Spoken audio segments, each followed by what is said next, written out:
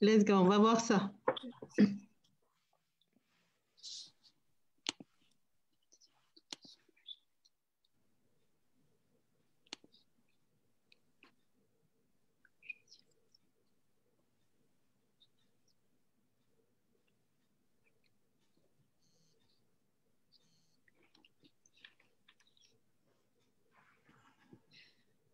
Bonjour à tous, bienvenue à notre live manga et jeux vidéo. J'attends juste pour être sûre qu'on est bien en live, mais je pense que ça fonctionne et que tout le monde m'entend, je l'espère.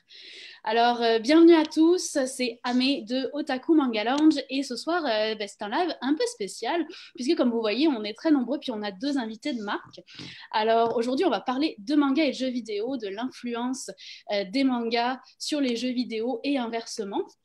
Et donc, aujourd'hui, je suis en compagnie de Aymar Azaizia de Ubisoft et également de Miles Kerwin de chez Warner Bros.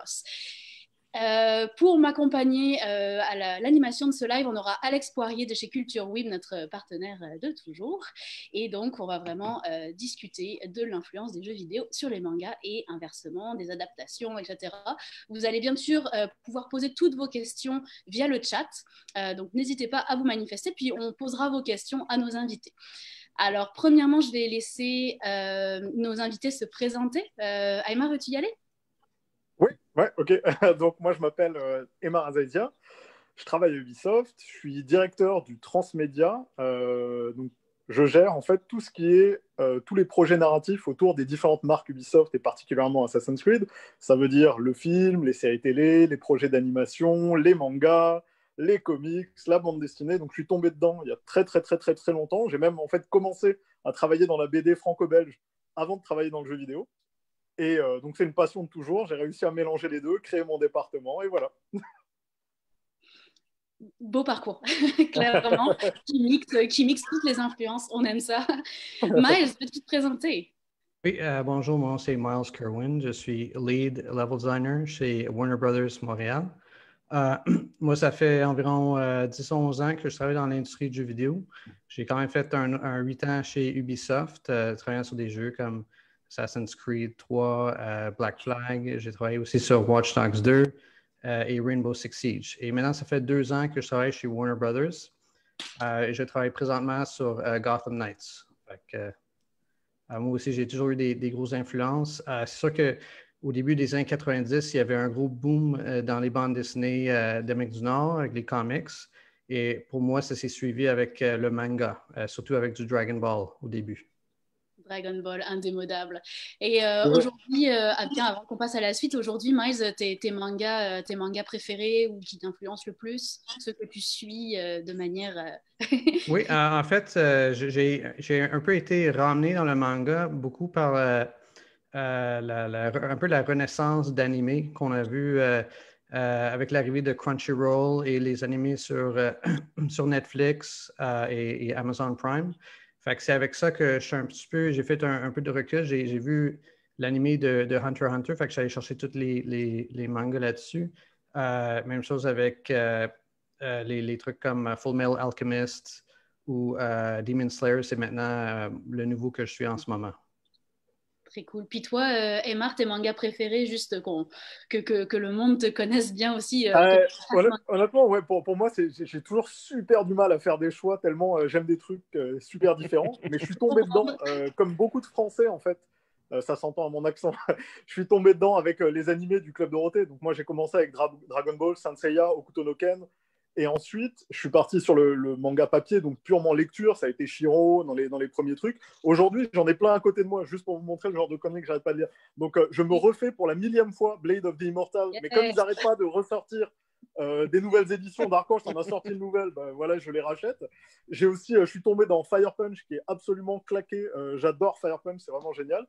Et Dragon Ball de toujours, enfin, je n'arrête pas, je suis toujours plein de trucs. En animé aussi, beaucoup de choses. J'ai des enfants, donc je fais beaucoup de shonen plus kids. Et puis de mon côté, je regarde des trucs plus blame, moi, kid friendly. Quand les enfants sont couchés.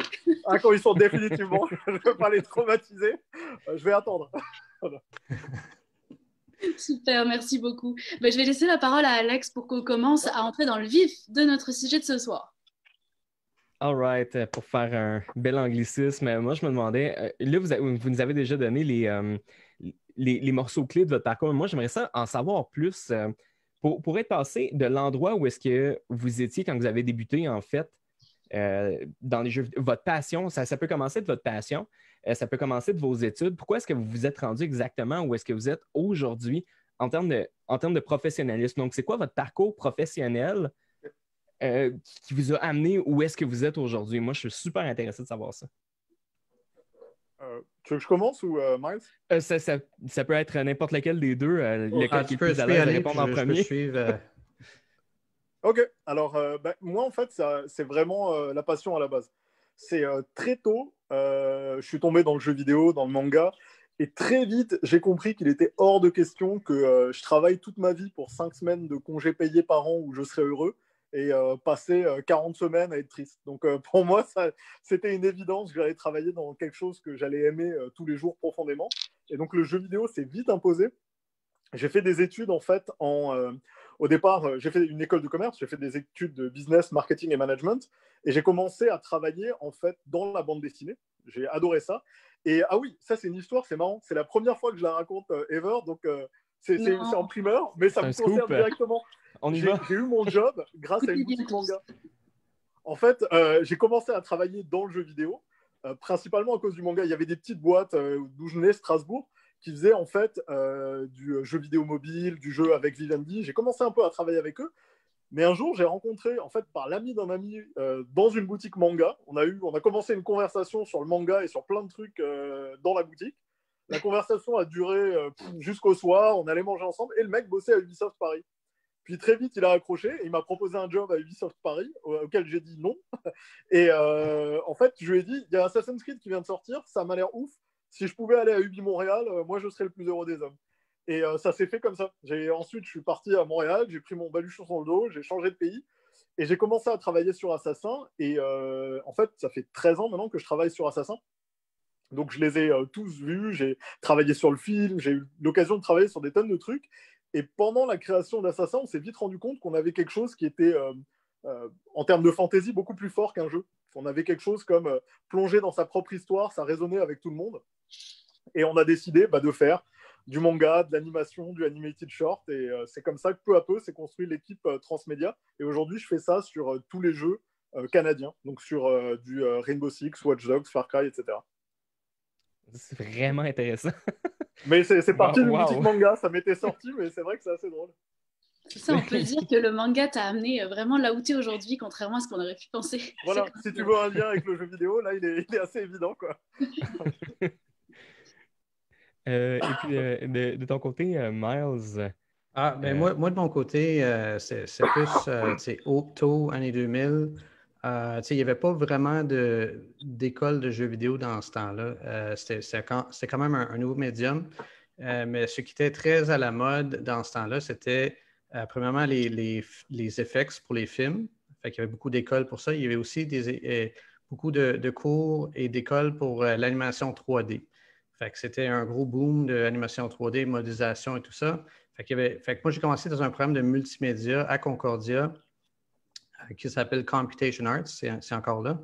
Par la suite, pour me spécialiser, j'ai appliqué au campus Ubisoft et je suis rentré là en 2008. Et dans ce temps-là, j'avais le choix entre l'animation et le level design. En français, on appelle ça la conception de niveau.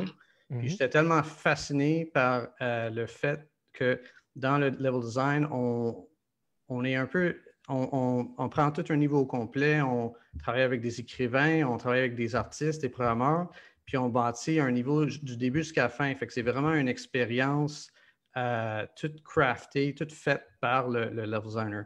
Fait que ça, c'est quelque chose que j'ai vraiment aimé au campus Ubisoft. Et par la suite, je suis rentré dans l'industrie. Maintenant, il y a beaucoup plus de programmes de jeux vidéo et aussi, même dans des cours de programmation, il y a souvent des équipes de jeux qui vont dans des tournois, des trucs comme ça. Fait qu'il y a beaucoup plus d'options aujourd'hui qu'on avait dans le temps. Ça, c'est vraiment intéressant parce que le level design, c'est quelque chose qui est super important et qui a été sur regarder dans le début des années 2000, justement, avant qu'il y ait des programmes à l'université. Donc, c'est vraiment intéressant de savoir que c'est ça qui t'a apporté où est-ce que tu es aujourd'hui, si je peux me permettre. Il me semble que maintenant, on dirait que c'est une science infuse, mais c'est un peu plus compliqué que qu'est-ce que ça semble, du moins. Oui, et ça varie vraiment de projet en projet. Quand tu travailles sur des gros jeux comme Assassin et Watch Dogs, ben, tu peux avoir des level designers qui vont s'occuper juste de créer les villes, puis il y en a d'autres qui vont créer les missions qui se passent dans la ville. Fait que c'est deux types de métiers complètement différents maintenant. Et chez Warner, c'est un peu plus à l'ancienne où est-ce que on peut faire les deux en même temps. On peut faire du layout et ce qu'on appelle du scripting avec le gameplay. Fait que, il y a beaucoup d'opportunités, il y a beaucoup d'espace dans ce métier-là et dans le domaine du jeu vidéo en général. Et justement, donc le level design, comme tu le disais, c'est vraiment de la création pure. C'est partir de rien puis créer un monde complètement imaginaire à partir de rien. Et donc, il y a forcément un processus créatif super complexe derrière. En quoi est-ce que les mangas vont influencer, les mangas que vous connaissez de loin ou de près, ceux que vous suivez, en quoi est-ce qu'ils influencent ce processus créatif? Fait que dans le processus, il peut influencer sur plusieurs niveaux. Ça peut être niveau créatif, côté idée d'une histoire, où est-ce qu'on va aller dans un type de donjon, dans un type de bâtiment spécifique. On peut facilement aller trouver ça dans des bonnes idées dans des mangas, mais il y a aussi le côté production, où est-ce que souvent, dans nos jeux, on va trouver ce qu'on appelle des cinématiques. Fait que c'est comme des endroits dans le jeu où est-ce qu'on voit des petits films qui se passent. Et ça, souvent, c'est fait par un processus d'avoir ce qu'on appelle un storyboarder qui va faire un genre de manga pour expliquer c'est quoi les scènes et les trucs on va voir dans les cinématiques. Fait que c'est là où est-ce que ça se touche. C'est sûr que aussi, j'imagine, Aymar, il doit avoir plus d'exemples côté comment ça va brancher d'un vers l'autre, mais je veux dire, c'est vraiment dans le processus d'idée de trouver des ressources, des inspirations. C'est là que ça vient vraiment aider le manga côté jeux vidéo. Aymar, toi, avais-tu quelque chose à ajouter justement à ce processus créatif et cette influence que peuvent avoir les mangas que vous connaissez sur ce processus? En fait, il y a quelques cas de figure qui sont un petit peu différents. Si on est dans le cas d'un, par exemple, nous, Naruto The Broken Bond ou Rise of the Ninja, le premier, si on est dans le cas donc, de l'adaptation d'un manga directement, évidemment, là, on va se nourrir du matériau, on va utiliser tous les style guides, les codes du manga, de l'animé, des personnages, les voice actors. Donc là, on est clairement dedans. On adapte en fait une œuvre. Quand on est dans le cas normal, et là, c'est un petit peu plus complexe parce que le manga, en fait, maintenant fait partie de la pop culture. Donc, c'est très difficile de dire, tu sais, dans ce jeu, c'est exactement ça et tel personnage. Parce que si tu t'amuses à déconstruire à haut niveau, hein, au niveau narratif, au niveau storytelling, le shonen, tu as des codes et tu pourrais écrire du shonen quasiment les yeux fermés en déclinant à chaque fois la méthode.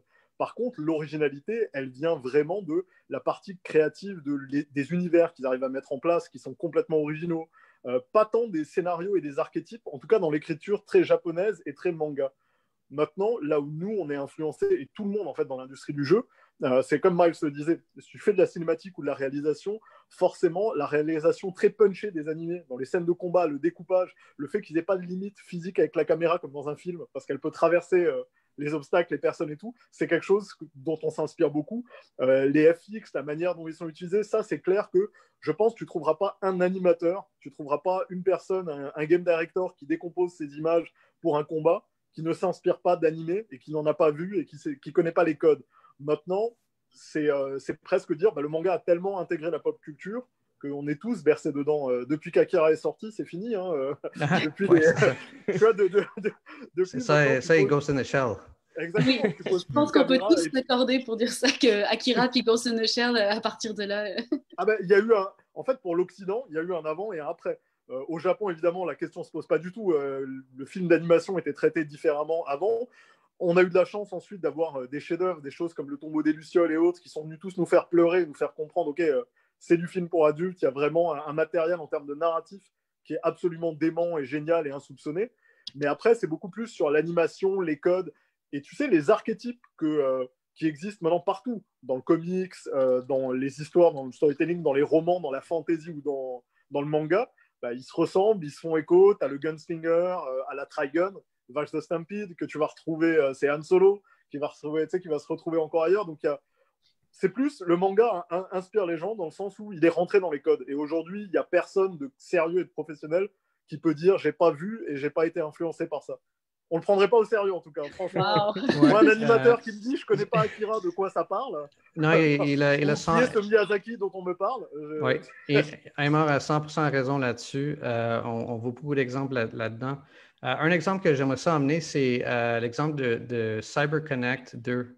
C'est un studio qui est à Montréal, qui arrive du Japon. Ouais. C'est un studio japonais. Et eux autres, depuis, je crois, 2002, ils adaptent des mangas directement en jeux vidéo. Et ils font un jeu par année. C'est un petit studio de 30 personnes ici, mais ils ont deux studios au Japon.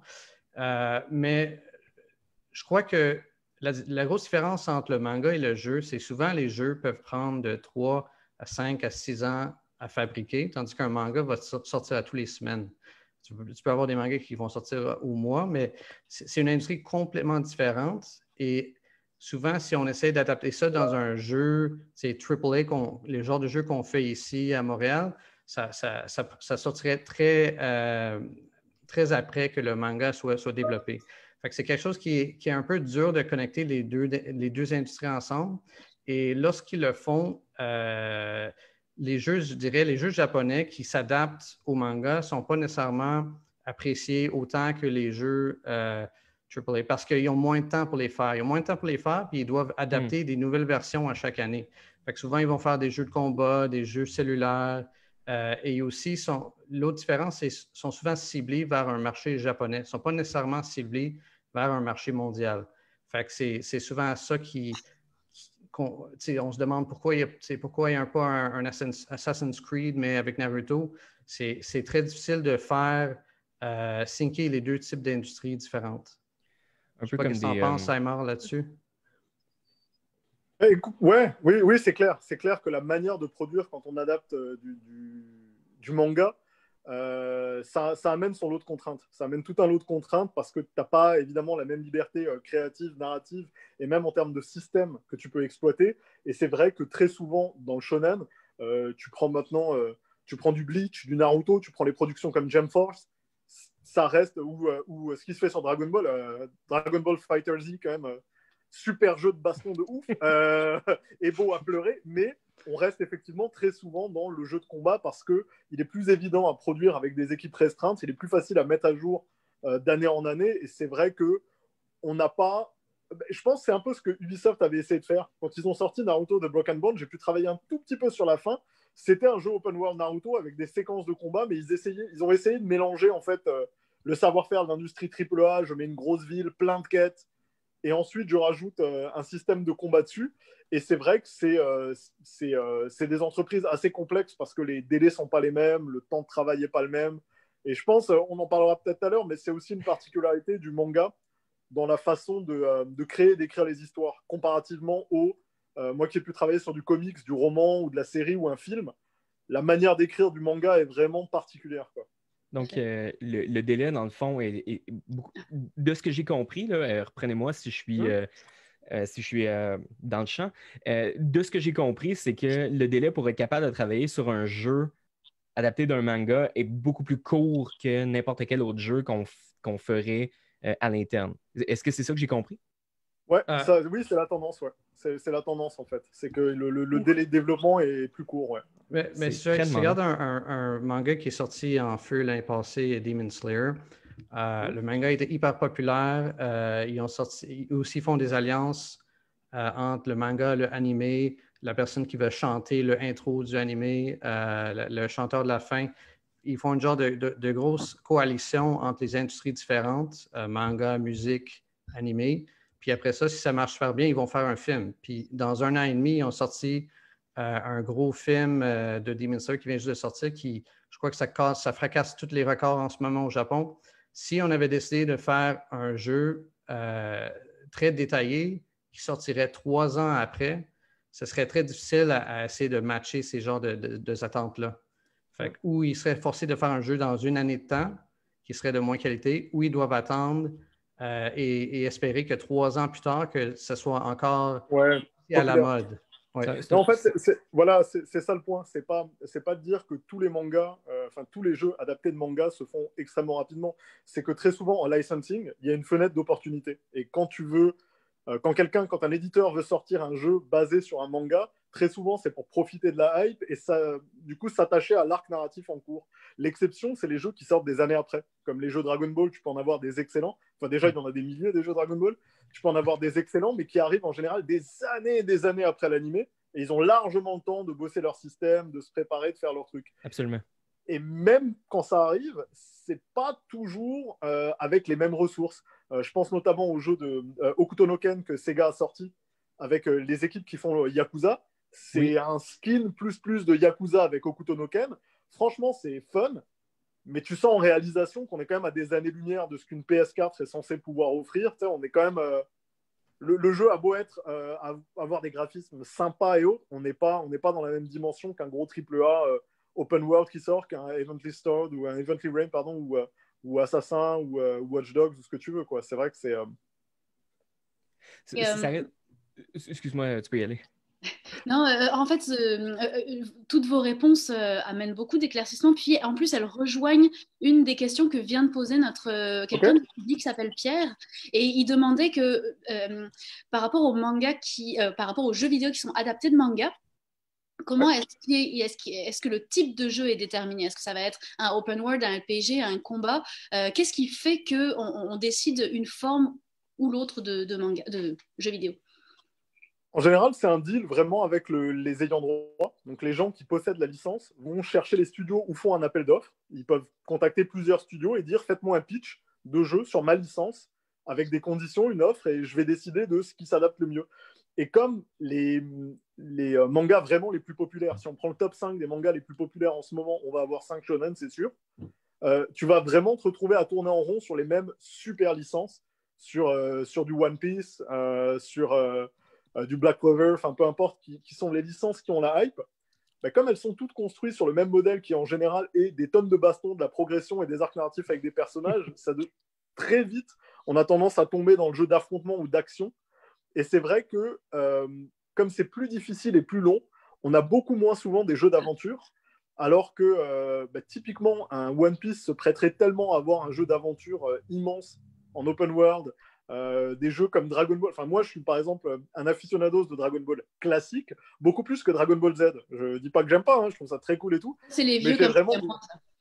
Ouais, j'ai vraiment grandi dans Dragon Ball, tu vois. Et je trouve que l'univers était je suis désolé, mais plus original. Je trouve que c'était cool de voir Goku sur son nuage magique avec son bâton et tout le monde utilisait des capsules de Capsule Corp. Et plutôt que de les voir tous voler, se balancer des boules de feu et blaster des planètes en deux. Tu vois. Il y a un côté cool dans l'évolution, mais je trouve qu'il y a un charme qui a été perdu. Et moi, le design de Toriyama, des véhicules, des trucs, des robots, je trouve ça absolument fantastique, quoi. J'aurais rêvé d'avoir un jeu open world Dragon Ball avec un vrai moyen, des vrais trucs. Mais c'est vrai que très souvent, il faut aussi le dire, le coût n'est pas le même du tout. Hein. Si on parle aujourd'hui d'un AAA open world next-gen, et elles viennent juste d'arriver, tu es facilement dans le braquet des 70-90 millions pour commencer, sans le marketing, sans rien. Ouais. C'est rarement un budget qu'on met d'entrée de jeu sur une adaptation d'une licence sur lequel le studio va devoir reverser une grande partie des revenus à quelqu'un d'autre. Ça complexifie vraiment, vraiment, vraiment l'équation. Et c'est pour ça que c'est souvent plus facile de faire un jeu de baston à 30 personnes sur un moteur comme Unreal Engine et de partager les revenus que de se lancer dans un moteur maison avec 400-500 personnes dessus pendant 5 ou 6 ans, parce que les coûts sont phénoménaux et c'est difficile de s'y retrouver. Et aussi, il faut se poser la question, est-ce qu'on doit faire ça first, like, do we need to do this anyways? Dans le sens que, on a vu je suis sûr que vous avez tous vu des mauvaises adaptations de manga ou animé au cinéma. Ou dans des séries Netflix. Je ne sais pas si vous avez vu Death Note sur Netflix. Des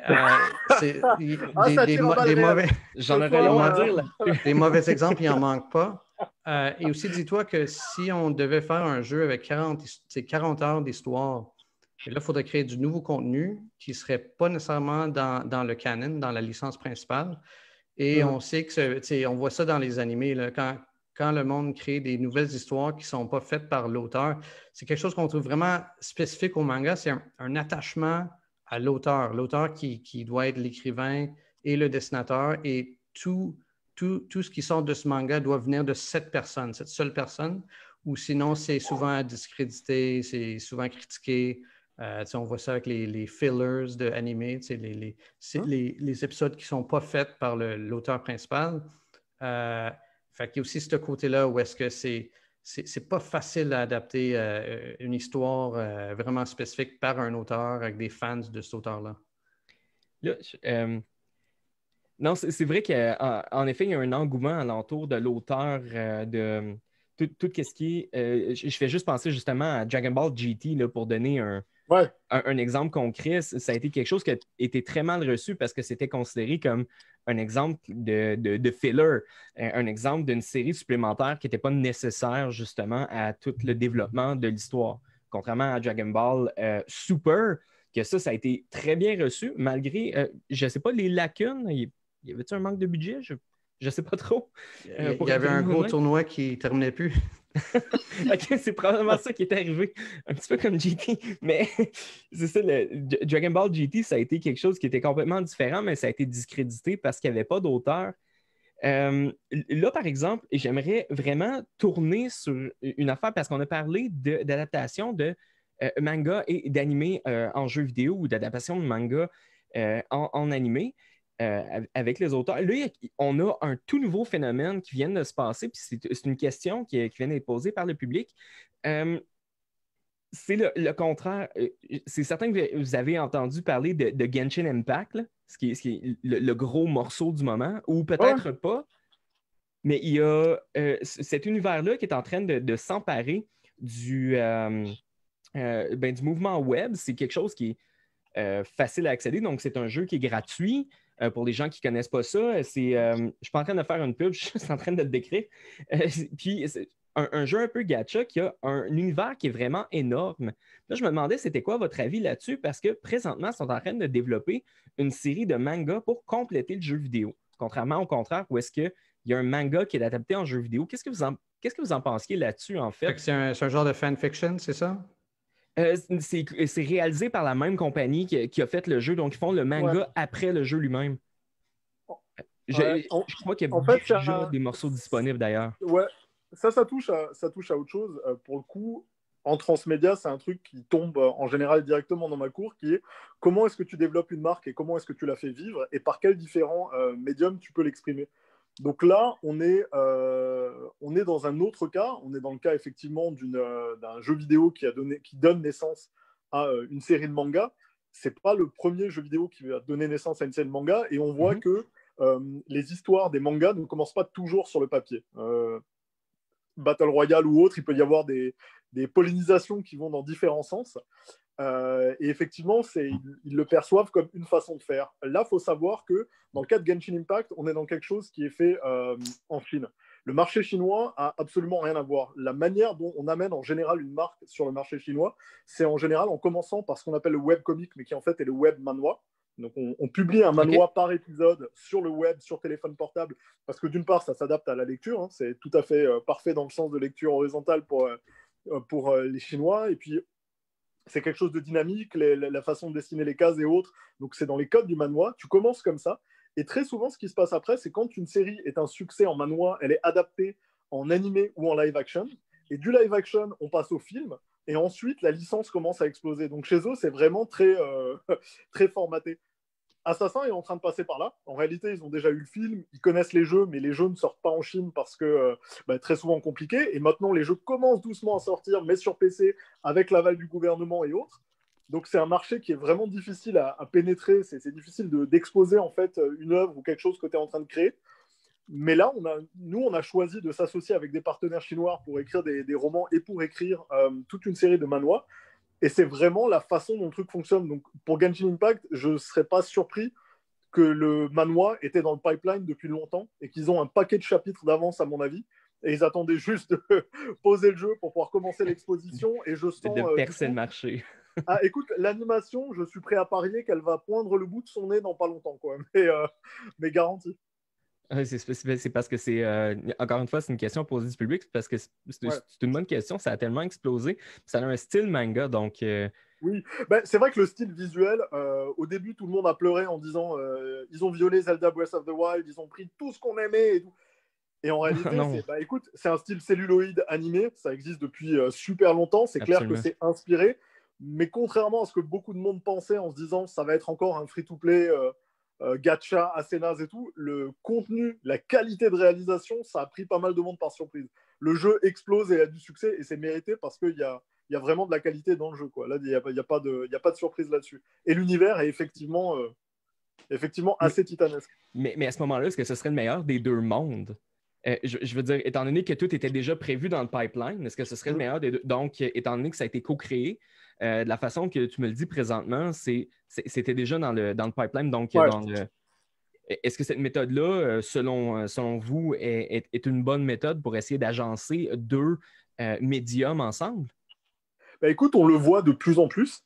On le OK. voit de plus en plus. En fait, on voit de plus en plus des studios qui se créent ici, sur lesquels tu vois que à la base, maintenant on crée une marque, un jeu, on se pose tout de suite la question de la marque, on se pose tout de suite la question de est-ce que la manière la plus intelligente de l'amener finalement, c'est peut-être pas de commencer par un comics ou un manga pour expliquer un peu notre univers avant d'arriver en force avec le jeu, parce qu'on va être capable de le sortir beaucoup plus vite et on va pouvoir déjà poser des bases et puis intriguer les gens et autres. On peut déjà avoir les films d'animation parce que ça prend tellement de temps en préparation, en amont, déjà discuté avec Netflix ou d'autres. Donc de plus en plus, tu sens que c'est au cœur du truc. Et je te dirais que c'est là que tu as un peu la différence, et c'est là qu'il y a eu un peu un changement dans la perception du manga et dans la perception du publishing en général pour les éditeurs de jeux vidéo et les gens qui font du film. C'est que pendant longtemps, ça a été, c'est un produit dérivé, ça sort après, et en quoi ils vont m'aider à vendre plus de jeux. Et en fait, on a évolué de ça en se disant, finalement, au lieu de chercher à utiliser le manga pour vendre du jeu, est-ce que mon manga va pas me permettre de faire vivre mon univers pendant que je ne sors rien? Est-ce que ça va pas me permettre de traiter d'autres personnages que j'ai pas eu le temps de développer dans le jeu ou que j'ai pas pu? Est-ce que ça va pas me permettre de faire des trucs complètement fous que je peux pas, littéralement pas me permettre de faire dans un jeu? Dans un jeu Gotham Knight, on reconstruit Gotham, on met des personnages dedans. Ouais, mais tu peux pas traiter en même temps, ou difficilement, de Bloodhaven, tu peux pas aller de l'autre côté de la planète, tu peux pas changer de ville toutes les 5 minutes parce qu'il faut les construire, les villes dans le jeu.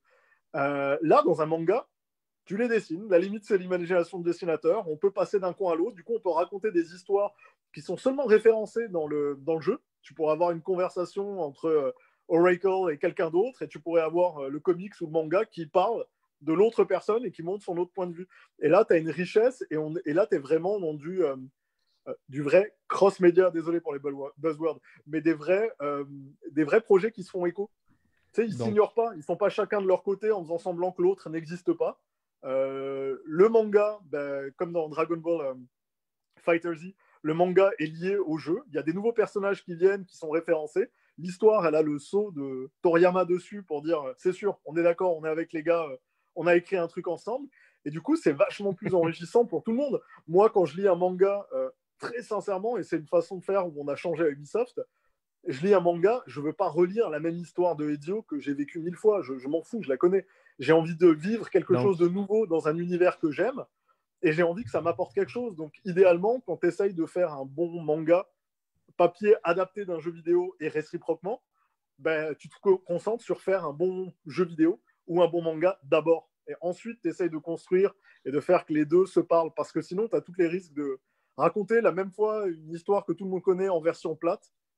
C'est pas passionnant. Non, effectivement.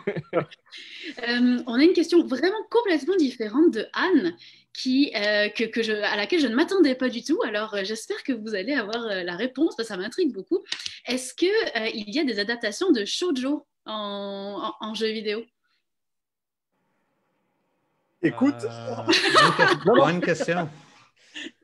Non, à ma connaissance, non. Et en fait, ce qui pourrait se rapprocher, c'est beaucoup plus les types de jeux d'aventure que tu peux avoir, en fait, qui sont beaucoup plus dialogue interactif et autres, qui vont reprendre des codes. Il y a déjà les visual novels qui souvent, ça revient un peu à ça. Mais ça reste très, très narratif. C'est ça. Et jeu avec gameplay. enfin, j'en connais pas en tout cas. Probablement, mais alors du coup, si c'est sorti de l'archipel, je suis pas certain que ça a été traduit. Hein. Mais c'est peut-être c'est peut-être un gold mine, comme on dit en anglais. C'est peut-être un projet que, justement, il faut juste quelqu'un pour le faire, puis ça peut créer un nouveau marché. On ne sait jamais. Exact, on ne sait jamais. Aller Clairement. chercher un public plus féminin. Oui, tout à fait. J'avais une question concernant les adaptations de mangas de jeux vidéo. Il y a présentement en France une maison d'édition qui s'appelle Mana Books et qui s'est spécialisée dans l'adaptation de jeux vidéo en manga. Elmar, est-ce que tu travailles avec eux régulièrement? Comment ça se passe? Alors ouais, ils nous ont clairement contactés. Nous, on a plusieurs séries en parallèle. On avait sorti en fait une série sur Assassin 4 Black Flag qui s'appelait Awakening il y a quelques temps. Puis maintenant, on est en train de publier au Japon Blade of Xiaojun. Et en Chine, en fait, on a Dynasty. Donc un manhwa cette fois-ci. Un manhwa. Mais on travaille effectivement avec beaucoup de maisons d'édition. Eux, on est en contact pour des localisations en franco. Vous le savez sans doute, ça c'est sûr. Le marché francophone du manga, c'est le deuxième marché au monde après le marché japonais, bien avant le marché américain, donc bien avant le marché anglophone. C'est pour ça qu'on a été biberonné, bercé à tellement de mangas différents. Mais maintenant, on a de plus en plus en fait, d'adaptations et en anglais, et en allemand, et en espagnol, et en italien. Donc c'est vrai que pour nous, le circuit, comme nous, on crée l'œuvre originale, on travaille avec plein de partenaires en local pour pouvoir avoir différentes adaptations. On essaye de les avoir le plus vite possible. Donc, on les connaît, ils font du super bon boulot. Il me semble que c'est avec eux qu'un ami à nous, scénariste, Guillaume Dorisson, a publié un manga sur le e-sport jeu de baston, vraiment. Donc, il a s'appellerait... Est-ce que tu te rappelles le nom du manga? Ah, je suis désolé, en plus, si je regarde, je vais me péter la honte, mais non. Mais je le retrouverai, je le mettrai, je vous l'enverrai, comme ça vous pourrez poster ça bien. Rien comme ça, il est qui raconte vraiment l'histoire des... c'est un manga qui est vraiment focalisé sur les joueurs. C'est-à-dire les joueurs légendaires des jeux de baston, de Street 2 à la belle époque, etc. Donc c'est assez cool, ça me parle, parce que c'était du rétro gaming, voilà. Oh, c'est-tu High Score Girl? Non, c'est pas de High Score Girl. Non, c'est un manga japonais. Et c'est de Guillaume Dorisson. Donc voilà, en tout cas, j'ai l'auteur, donc on devrait pouvoir retrouver... Si quelqu'un dans le chat trouve, on lui envoie une surprise. Guillaume sera obligé de lui envoyer l'intégrale. Voilà, on va faire ça. Et quand vous travaillez en équipe comme ça pour des adaptations, que ce soit adaptation Versus Fighting, oui, je le vois dans le chat, ça a popé, c'est Versus Fighting, bravo. Oh, Versus Fighting, oui, effectivement, ça me revient. Ok. Je l'ai lu.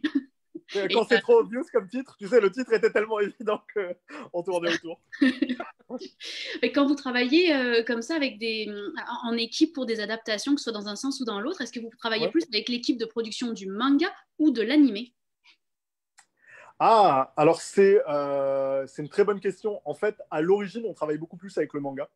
Parce que le mangaka est vraiment le owner du truc. Et comme on le disait tout à l'heure, les Japonais les lecteurs mettent vraiment en avant le mangaka, mais c'est aussi une façon de faire très japonaise. Tu retrouveras dans beaucoup d'éditions japonaises, quand le manga sort, très souvent, tu n'as le nom que du mangaka, alors qu'on essaye de plus en plus, nous, quand on localise, de mettre le nom de ses assistants, d'avoir aussi une traçabilité sur toutes les personnes qui ont travaillé dessus. C'est culturellement différent, c'est pas une question d'apposer un... Mais nous, du coup, on a tendance à travailler originellement avec eux, vraiment sur... on essaye d'avoir au départ l'idée de départ, le chapitre de départ, le story arc, et après on travaille avec eux sur le chapitrage, donc vraiment volume par volume, ce qui veut dire que le montant de validation et le quota de validation est assez important. Du coup, on n'aurait pas le temps de gérer en plus un animé, et eux non plus. Très souvent, on reçoit en fait quelques refs, quelques frames d'animation, quelques références, et là-dessus, on donne un go ou un no-go sur vraiment l'adaptation, les couleurs et autres, mais sinon, on les laisse complètement faire. Maintenant, si c'est un projet d'animation original, comme Castlevania par Netflix, là, dans ce type de cas-là, effectivement, on est en direct, puisque c'est une nouvelle équipe qui est recrutée, c'est un producteur qui n'a rien à voir avec le jeu ou le manga, donc là, effectivement, le travail n'est pas du tout le même. Mais donc, du coup, j'aimerais faire un léger parallèle parce que là, on compare. Je sais qu'on est en train de parler de manga, mais je sais que présentement, Miles est en train de travailler sur Gotham Knight. J'aimerais savoir si c'est de la même façon que ça se produit du côté du comics.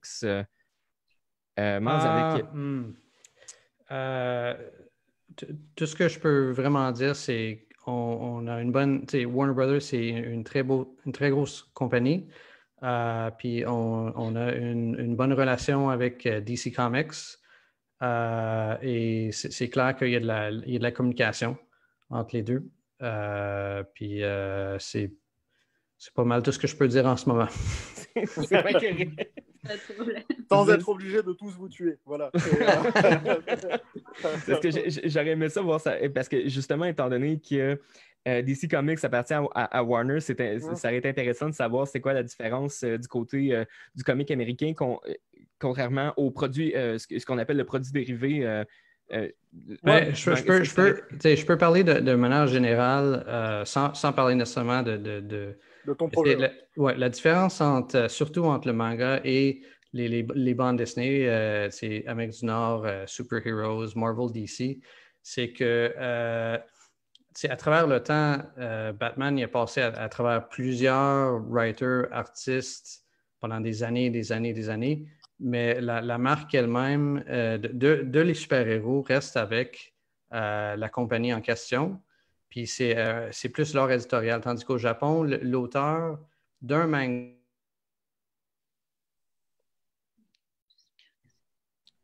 Ah! On a perdu le son. Ouais. Ok, donc j'en profite, j'embraye pour combler le vide du son de Miles. Pour la différence, en fait, pour le coup, pour travailler avec, il y a une différence énorme, un monde de différence entre la BD franco-belge, le manga et le comics. La BD franco-belge est de très loin la plus lente de tous. Faire une BD franco-belge, tu comptes à peu près une page semaine pour avoir une version finale. Donc en gros, compte entre 48 semaines et 1 an pour sortir un volume de 52 pages couleur. Au Japon, tu leur dis 1 an, 52 pages, ça va pas être possible. Ils t'exécutent en place publique. Hein. Ils vont te dire arrête tes conneries. Moi, je te fais 2 volumes de 250 pages, c'est parti. Moi, je travaille 24/7. Mais c'est clair, le comic, c'est un rythme beaucoup plus rapide. On peut faire à peu près 4 issues de 24 pages. T'en fais une par mois. En 4 mois, tu peux boucler un graphic novel. Tout dépend du travail préparatoire, les artistes, leur vitesse, on est d'accord. Mais de manière standard. Au Japon, tu sors effectivement du 40-50 pages mois, tranquille, et un 250 pages, ça sort en une demi-année, quoi. Donc, le volume de production a absolument rien à voir. Donc, évidemment, on y appose des choses. Le manga est fait en noir et blanc, la bande dessinée franco-belge entièrement colorée, le comics très souvent coloré ordinateur. On a quand même des différences de rythme et de travail, et du coup, le style est très différent. Le manga, comme ils ont beaucoup de pages, ils peuvent se permettre d'avoir 20-30 pages d'action complètement débridées ou 100 pages d'un tournoi de baston. Dans une BD, tu essayes de mettre 100 pages de tournoi de baston, la BD, elle en fait 52. Ça va être compliqué d'expliquer qu'il va falloir 3 volumes pour arriver au bout d'un combat. Tu vois. Donc, du coup, pour nous, effectivement, c'est un rythme de travail différent. Je te dirais que c'est agréable, la BD franco-belge. J'aime beaucoup travailler avec les auteurs de comics qui, très souvent, sont partout dans le monde. Tu as des Japonais, des Européens. Tu prends des comics de folie comme Monstress, et la dessinatrice est une Asiatique et elle fait des trucs monstrueux en comics couleur. Tu vas avoir vraiment des choses très différentes. Le manga, j'avoue, hein, c'est un rythme difficile. Mais vraiment, vraiment difficile parce que très souvent, tu as une très vague idée du story arc. Mais vraiment très vague. Hein. Voilà où on commence. On pense environ arriver là, à peu près. Démerdez-vous. Et après, c'est toutes les semaines la surprise. Qu'est-ce qui va se passer? On réécrit à la volée. Donc, c'est constant. Et c'est vraiment très demandant pour nous. Et imagine pour le mangaka et son équipe. Quoi. C'est un rythme absolument infernal. Ouais, ils n'ont pas la même méthode. Vous m'entendez? Tout va bien? Oui, c'est toujours. Ouais, eux autres, ils ont un style de vie, une méthode de travail qui est. Ils travaillent tout le temps. Ils vont souvent aussi rester sur les mêmes trucs pendant très, très, très longtemps. Ouais. Tandis qu'en Amérique du Nord, on va souvent essayer de changer les auteurs de comics en comics, soit Marvel ou DC, pour faire des changements. Fait que là-bas, c'est vraiment l'idée d'avoir une continuité et que... Bon, la continuité, elle est plus difficile ici, mais, mais non, mais pour le coup, effectivement, Miles a complètement raison. Les objectifs sont différents, la façon de travailler. Le mangaka et son équipe ont resté 20 ans sur la même chose. Et moi, je consomme de tout parce que j'adore les différents médiums et ils ont tous des choses différentes à livrer. Mais c'est vrai qu'en termes d'expérience de travail, pour le coup, quand tu es de l'autre côté, quand on parle comment est-ce que j'adapte mon jeu, mon truc et tout, c'est compliqué parce que le manga, c'est un truc qui est... c'est un missile lancé à plein régime qui ne s'arrête jamais. C'est un sprint perpétuel. Alors que la BD franco ou le comics, bah, à l'avance, tu sais ce qui va se passer. Ton story arc, il est écrit. Tu as ton breakdown en chapitre ou en différentes zones d'histoire avec les différents momentum. Tu sais exactement ce qui va se passer dans les grandes lignes et t'en viens vraiment à faire des retours sur des trucs nitpicky, sur tel dialogue, tel costume, je suis pas trop content, est-ce qu'on peut pas essayer ça? Sur le manga, tu es tout le temps sur le qui-vive et d'une phrase à l'autre, d'une case à l'autre, tu es obligé de refaire des reprises assez importantes qui pourront avoir un gros impact sur l'histoire. Et c'est vrai que je serais curieux de voir si un jour certains mangaka et éditeurs, Shueisha ou autres, s'ouvriront un peu aux façons de gérer des projets en fait occidentaux et accepteront sur certaines séries de ne pas être dans ce mode intense. Et en fait, il l'est à cause des magazines et de la publication. Laisser le libre arbitre aux autres créateurs, dans le fond. Ah mais moi, quand je vois l'originalité, c'est-à-dire, il y a un manque d'originalité totale. Je suis désolé, hein, je ne veux pas me faire des ennemis, mais je vais être très franc. Il y a un manque d'originalité totale, par exemple, dans le style shonen, parce qu'on est capable à l'avance d'anticiper ce qui va se passer. Tu sais, on est toujours sur l'archétype. Okay. Le héros va péter des gueules à des vilains, les vilains vont devenir ses copains, lui, il a quelque chose d'unique en lui qui fait de lui le héros de tous les temps. Et puis finalement, tout le monde va devenir ses potes, et à la fin, ils vont combattre des méchants de plus en plus méchants, ils vont devenir de plus en plus forts. Il y a comme une forme de cliché très rassurant là-dedans. Ouais. Mais ouais, mais là où ils sont incroyables, mais les auteurs japonais, pour moi, ils ont un génie, il y a un gène en plus, c'est juste pas possible. Les univers qu'ils arrivent à créer, mais sont incroyables, quoi. Un univers comme Blade, comme Fire Punch, comme ce que Toriyama est capable de faire, comme One Piece, mais tu as envie de vivre dedans, quoi. Tu as juste envie de t'y plonger, c'est original, c'est frais, c'est bourré de trucs super intelligents, et tu aurais envie que ce soit plus mis en avant, et c'est presque la conséquence qui est à côté du manga, à côté du rythme habituel où on sait ce qui se passe. On découvre de plus en plus, tu commences à regarder Naruto, sous un classicisme confondant, tu vas découvrir des trucs sur le chakra, les différents villages, les factions, comment elles fonctionnent, pourquoi. Et d'un coup, tu te dis, putain, mais c'est dense, c'est fou cet univers, tout ce qu'il y a à l'intérieur, alors que la structure narrative en elle-même est ultra simple, quoi. Donc on a une structure... On a une structure très Dragon Ball, parce qu'on voit même qu'il y a des clins d'œil à Dragon Ball, finalement. Même l'habit de Naruto est exactement les mêmes couleurs que celle de Goku. Écoute, pour moi, s'il ne devrait rester qu'une œuvre de manga shonen de toute la vie et de l'univers, c'est Jojo. Jojo's Bizarre Adventure, c'est la vie. Jojo, au-dessus, il n'y a que le soleil. Jojo, c'est parfait. Donc, tu vois, moi, et dans Jojo, c'est pareil. Le découpage, en fait, est assez classique. On connaît le rythme. Il y a un grand méchant dans le run actuel.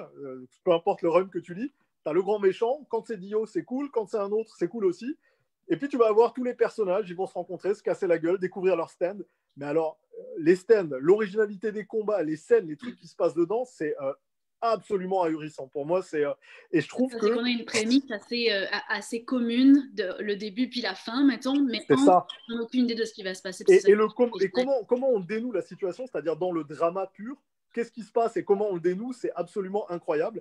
Et moi, j'aimerais justement qu'on ait plus d'auteurs de ce type-là, c'est-à-dire qu'ils soient suffisamment connus et qu'ils vendent assez au Japon pour qu'ils n'aient pas besoin d'être publiés toutes les semaines et de s'imposer un rythme de débile, et qu'ils puissent prendre le temps de faire les choses bien. Et c'est vrai que le marché du manga, c'est un marché qui est quand même, vous pouvez le voir vous en boutique, il est quand même saturé. Il y a énormément d'offres, de références, toutes ne sont pas géniales, et il y a des pépites qui se perdent, et des fois on aimerait que ça se recentre un peu et donner leur chance à plus d'éditeurs, parce qu'il y a tellement de trucs bien qui sortent, que c'est vraiment difficile de faire le choix de qu'est-ce qu'on va faire, vers quoi on va aller.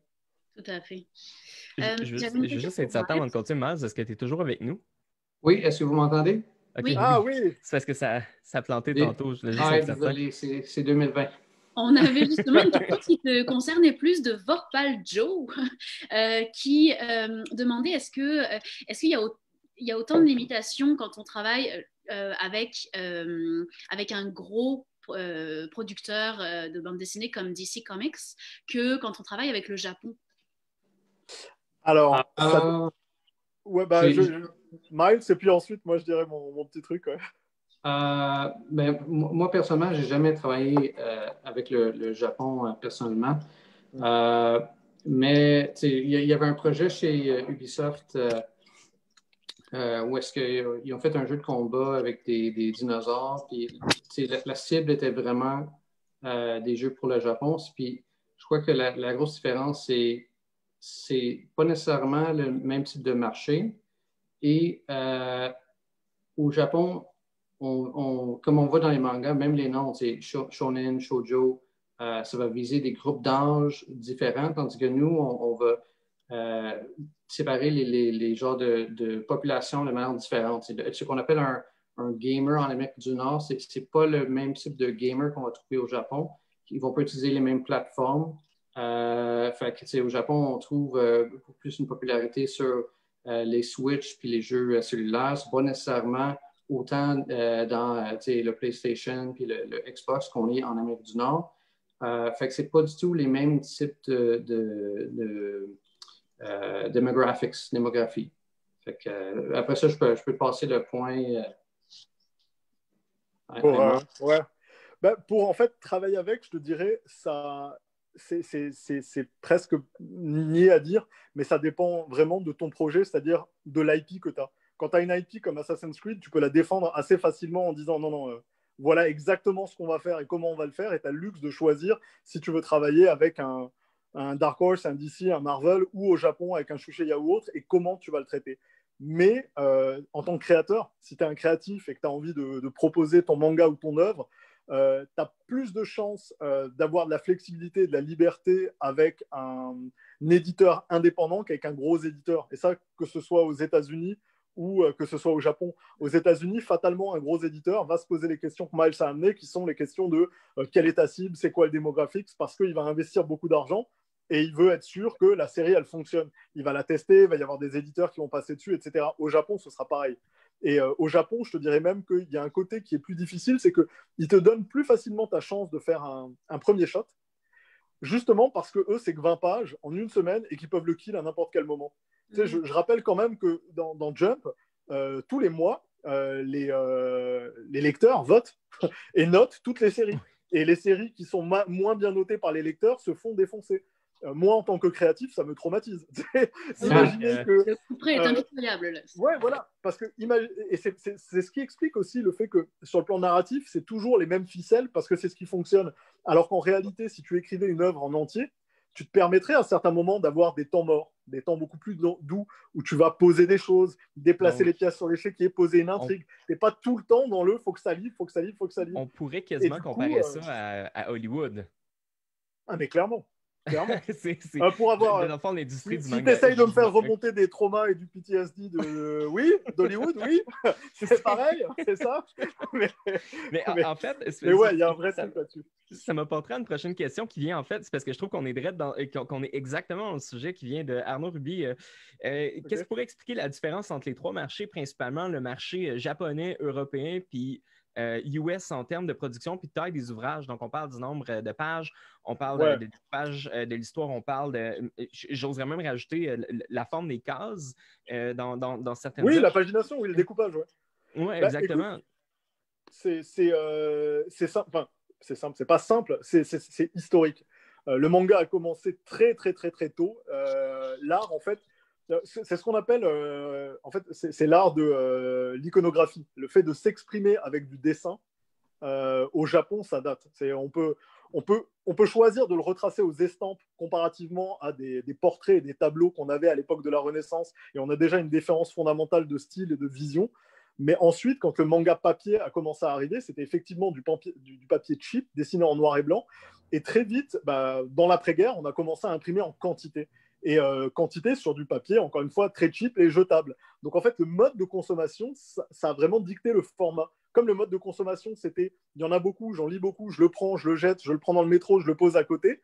On a eu cette espèce de format petit et jetable. Et sans faire une critique, c'est sûr que quand tu as du manga à la maison, que ce soit le papier ou la qualité du truc, c'est pas la même chose qu'une BD franco-belge qui a gagné ses lettres de noblesse en faisant peu, mais qui, elle, est partie historiquement sur du comic strip, de la petite BD qui était publiée dans les journaux. Typiquement, les journaux imprimaient une page et puis on faisait des petites compilations. Et passé du comic strip, on a commencé à raconter des histoires, mais c'est vrai qu'on est toujours resté sur le même format en fait, qui venait des journaux, qui était très grand, qui était en couleur parce que c'était la seule page couleur à la fin du journal, et qui était sur très très peu de pages, et donc dans un format dur, et du coup aujourd'hui on peut mettre en bibliothèque.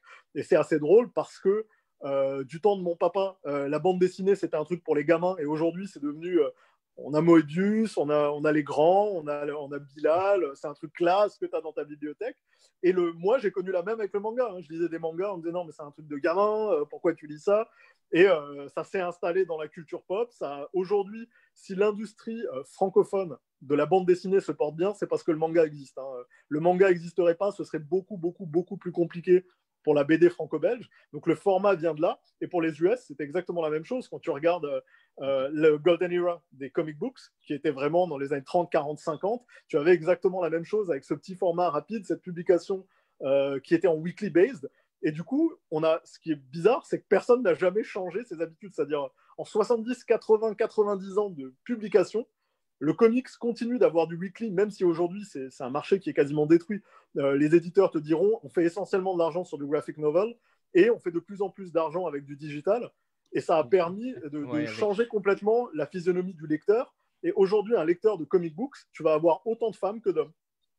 Grâce principalement au digital qui permet d'avoir une autre offre, de pousser à d'autres consommateurs.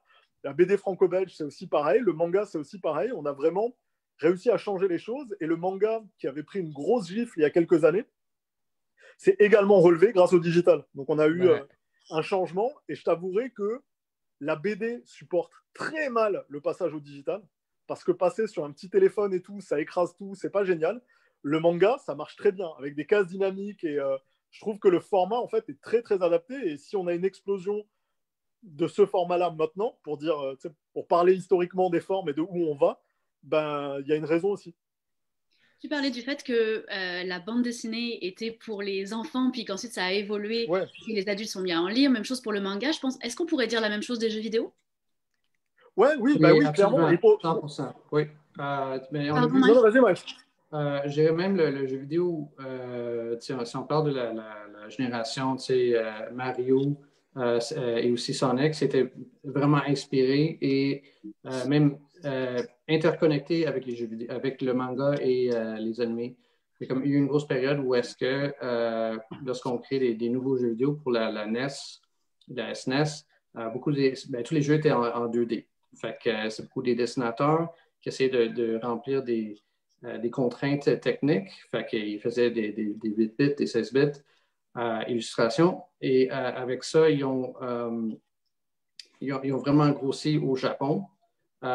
Et en même temps, il y a eu beaucoup de compagnies de jeux vidéo qui ont acheté des boîtes d'animés et mangas. Fait que les industries se croisaient beaucoup à ce temps-là. Je dirais même un petit peu plus qu'aujourd'hui dans un certain sens. C'est juste qu'aujourd'hui, il y a beaucoup plus de jeux et beaucoup plus de plateformes. Fait qu'on ne voit pas les mangas partout. Mais dans ce temps-là, c'était beaucoup plus facile de trouver une connexion entre les vieux jeux 8 bits, 16 bits et le manga et l'animé. OK, merci beaucoup. Alors, on arrive pas mal sur la fin de notre live. Une petite dernière question pour vous. Est-ce que on aimerait ça en connaître un peu plus sur vos projets futurs dans la mesure où vous pouvez en parler? Est-ce qu'il y a des choses chacun de votre côté dont vous pouvez nous parler? Je vais laisser Miles. Nous, c'est sûr que si vous êtes intéressé par des jeux vidéo qui sont liés ou des mangas ou des comics, il y a le jeu que je travaille dessus présentement qui est Gotham Knights, qui est basé sur les 4 héros qui sont à Gotham City après la mort de Batman. C'est un jeu qui va sortir l'année prochaine sur les nouvelles consoles. Moi, personnellement, ce que je veux faire dans le futur, c'est je veux retourner au Japon. C'est quelque chose que j'adore. Si vous n'avez pas eu l'occasion, je dirais c'est quelque chose, si vous êtes des fans de manga, des fans d'anime, il y a tellement de trucs là-bas qu'on ne s'imagine pas. Et juste aller à une place comme Akihabara et se promener dans ce quartier où est-ce qu'on voit, c'est comme un theme park de manga et anime. Fait que c'est quelque chose que je vous conseille. Et moi, j'ai hâte, une fois que la crise est partie, d'y retourner bientôt, j'espère. Merci. Saitama. Ouais, Saitama. C'est sûr. Sinon, moi, en fait, pour le futur, on vient juste de sortir Watch Dogs Legends et Assassin's Creed Valhalla Les deux démarrent très bien, on est sur les consoles next-gen, tout se passe super bien. En projet qui concerne plus les gens, on va évidemment tout faire pour pouvoir amener le manhwa qui est actuellement développé en Chine au plus grand nombre. Donc attendez-vous à le voir débarquer en librairie prochainement. On continue Blades of Chaojun, donc on va avoir d'autres volumes qui vont sortir après celui-là. On est toujours en écriture intensive, donc on n'est pas prêt de s'arrêter sur ce plan non plus. Et après, on avait annoncé, on a toujours des projets à côté, et dès qu'on pourra parler un peu plus de ce qui se passe au niveau de l'animation, de séries et autres, évidemment, on viendra en parler avec tout le monde avec plaisir. Cool, merci beaucoup. Alors, il y a quand même 2 questions que le public vient de nous poser, qui n'étaient pas prévues, mais je les trouve quand même très cool. Je vais vous les poser pareil. Alors, je vous les pose en même temps. La première, c'est Goku ou Saitama? Puis, donc, question classique. Puis la deuxième, c'est si vous aviez la possibilité de travailler sur une adaptation d'un manga de votre choix, lequel ça serait? Ça nous prend une réponse vite. C'est rapide. Okay, moi, je dirais Saitama et j'irais avec Steins Gate. Steins Gate. Cool. Okay. Saitama, c'est sûr. Et une adaptation pour faire un truc qui me ferait triper, ce serait Blame. Pour Blame, ah oui, très cool. Ouais. Très, très cool. Merci beaucoup. Voilà. Merci pour la réponse hyper courte. Non, je n'ai pas la face. Pour être honnête, je suis désolé. Moi, c'est parce que je pensais que tu allais poser en premier le manga animé du choix. Puis ensuite de ça, Goku versus Saitama, ça aurait pu être Alex, un long débat. Il n'y a pas de débat. Il n'y a pas de débat, Alex. Il n'y a pas de débat, c'est Saitama. Okay, c'est bon. Je suis la seule à être pour Goku, non. Goku il est trop gentil. Il perd même contre Superman selon les théories. Donc, D'accord. Même Koro Sensei battra Superman. Écoutez, merci beaucoup pour votre invitation. Moi, j'ai vraiment apprécié ça. Puis, si vous avez d'autres questions, je vais laisser mon courriel. Puis, gênez-vous pas. Parfait, merci à tous les deux, merci Miles, merci Aymar, merci Alex aussi d'avoir fait l'animation avec nous, ça fait un grand plaisir. Pour conclure, donc, juste vous préciser à tous que la vidéo sera sur notre page YouTube très, très, très bientôt, vous allez pouvoir la retrouver. Également, Culture Web nous a gratifié d'un super article manga X jeux vidéo qui se retrouve sur leur page, n'hésitez pas à aller lire l'article qui a été rédigé par Jonathan. Puis, n'oubliez pas d'aller, évidemment, comme d'habitude, liker nos pages Facebook et toutes les autres. que les gens passent. Merci à tout le monde d'avoir été là ce soir. Merci encore à nos 2 invités. C'était vraiment un plaisir et c'était super intéressant vos réponses. Et à bientôt à tout le monde. Merci. Merci. Merci beaucoup. Bye. Bonne soirée. Bonne soirée. Bye.